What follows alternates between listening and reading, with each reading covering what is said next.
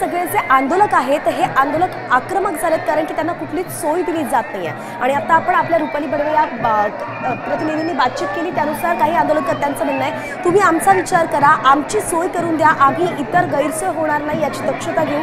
तर आपण जर बघितलं तर आंदोलकांना सरकारकडून दिल्या जाणाऱ्या संभाव्य सोयी कोणत्या असतात कायद्याच्या चौकटीत तेही जाणून घेणं महत्त्वाचं आहे। आणि ज्यामध्ये आपण बघतोय की आंदोलन करण्यासाठी जागा उपलब्ध करून देणं हे सगळ्यात पहिला नियम असतो। त्यानंतर पोलीस संरक्षण सुरक्षाही तुम्हाला द्यावी लागते आणि मूलभूत सुविधा ज्या आंदोलकांना द्याव्या लागतात त्यामध्ये पिण्याचं पाणी असतं, मोबाईल टॉयलेट्स असतात, तंबू किंवा शेड सुद्धा उपलब्ध करून देणं गरजेचं आहे। आणि हे कुठेच या आंदोलनात दिसत नाहीये। आंदोलक अगदी रस्त्यावरती त्यांची परवड होतीये आणि त्यामुळे ते आक्रमक झाले।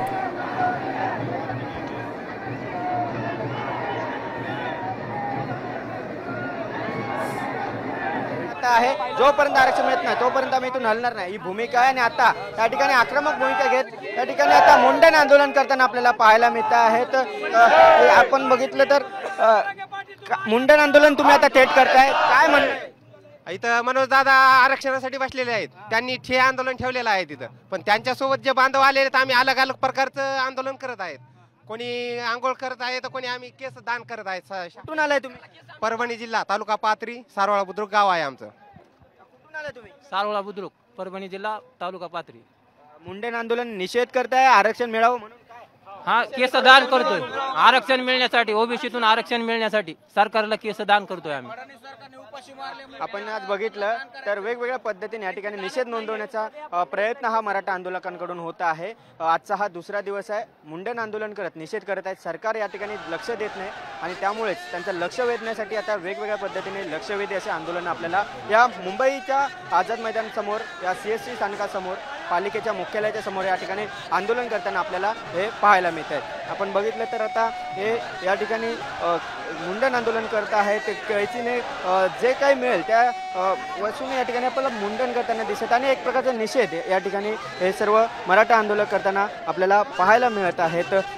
आजचा हा दुसरा दिवस आहे, व्यवस्था नीट नाही आहे, जेवणापासून राहण्यापासून कोणतीच व्यवस्था या ठिकाणी नाही आहे आणि त्यामुळेच आता हे निषेध करण्यासाठी आम्ही या ठिकाणी आता हे मुंडन आंदोलन करतोय अशी भूमिका या ठिकाणी आंदोलकांची आहे। परभणी असेल, राज्यभरातून या ठिकाणी आंदोलक आलेले आहेत।